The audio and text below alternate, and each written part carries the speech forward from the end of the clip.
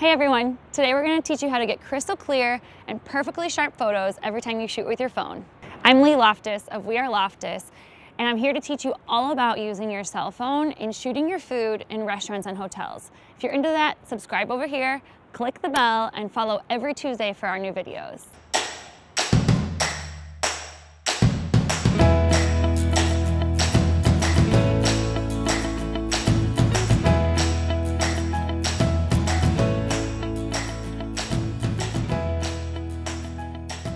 Have you ever noticed that your photos might be way too bright, way too dark, or simply out of focus? By the end of this video, you're gonna know why that happens, how to change it, and get the perfect shot every time. We teach this every single time we train our clients and our friends on what to do. It blows their mind, and now it's time to teach you. So whenever you pick up your phone to take a picture, you're gonna have a little yellow box that shows up on the screen. That's your focal point, and our phones are always trying to solve for exactly what it is that you're trying to shoot, and most of the time they're pretty smart and you know they get great photos, but likely often you've ran into photos that aren't exactly what you want them to be.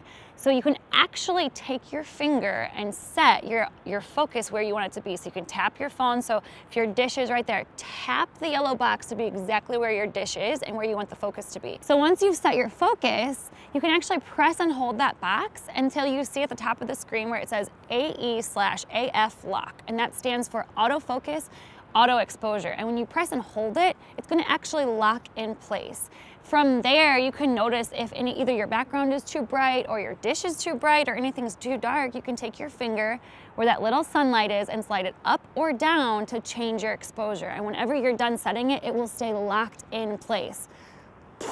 Mind freaking blown. That will solve all of your problems in the pictures being too bright or too dark.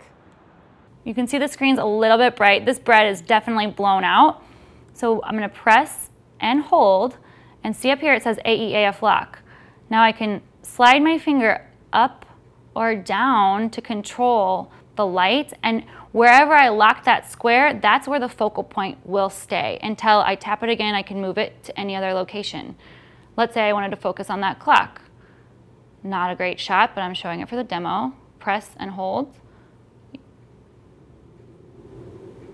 AEAF lock, and then that's a little bright, so you drag it down so the exposure is great. So now I'm going to talk to you a little bit about HDR. Typically people equate that to architecture photography and not necessarily food photography. We're going to walk you through in just a second how to go into your settings and turn that on. But if you've ever noticed whenever you're changing your exposure like we just talked about, but there's still way too blown out whites, if you turn on your HDR setting and you take that exact same photograph, then the HDR is going to compensate. What it does is it takes 3 photos and composites them together to make the best exposure, which brings in those details from your white plates that usually get too blown out by not having the HDR turned on. In our camera app up here, you see my HDR button. By default, that's normally not turned on. So I'm going to have you open your settings, go into your camera again, and see at the very bottom where it says Auto HDR. Yours is probably turned on. I actually want you to turn that off, and that allows you to decide when you want to use the HDR setting or not. Otherwise, it's running all of the time in the background, and that's not ideal because you don't want every single photo to be HDR. It's going to take up way more space on your phone, which obviously we don't want that.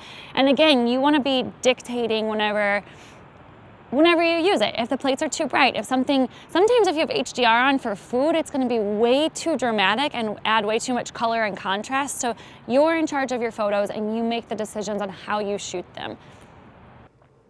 I'm going to actually use my second lens and back up so that we can address the bowing that we talked about earlier.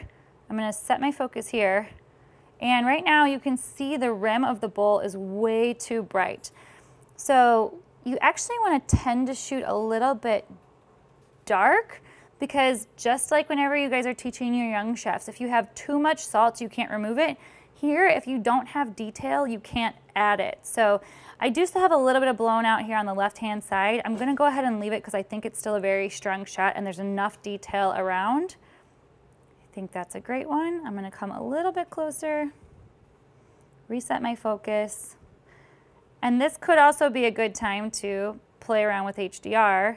So HDR, you use it whenever things are too bright and too dark. And what happens is the camera actually takes 3 photos and merges them together behind the scenes for you so that you can see a composite of the lightness and darkness. And since we're struggling with the, let's say, bottom side of this image being too bright, I'm gonna go ahead and turn on the HDR, set my exposure and focus, bring it down a little bit because it's too bright, and snap. And then let's go look at the HDR one. It did exactly what it's supposed to do. It got that plate to not be overblown, which is a huge issue that you guys could face when you're using natural light, so that helps you solve it. We're gonna go through that again and again and again so you get used to changing your settings. Now you know how to set the perfect exposure and the perfect focus every time you take a photo, but knowing is not the same as doing. Just like if you were to learn how to make the perfect sauce, you're not gonna just know how to make the perfect sauce, you're gonna go practice making the perfect sauce. So I have a bonus assignment for you. Type bonus below if you're interested in participating. We created a Facebook page specifically for you guys. I'm in charge of it, so we want you to take these photos, go there, use our hashtags, ask me for advice, ask me for feedback. I'm gonna give you that. And then also, the more of you that join, the more comments and critiques you can give one another and make your photos even better. Thank you so much for watching this video. Like it below to let us know you like it. Comment helpful if this was helpful to you. And feel free to send it to your friends, other followers. We really wanna help everybody start taking better photos with their phone because it's the tool that we have.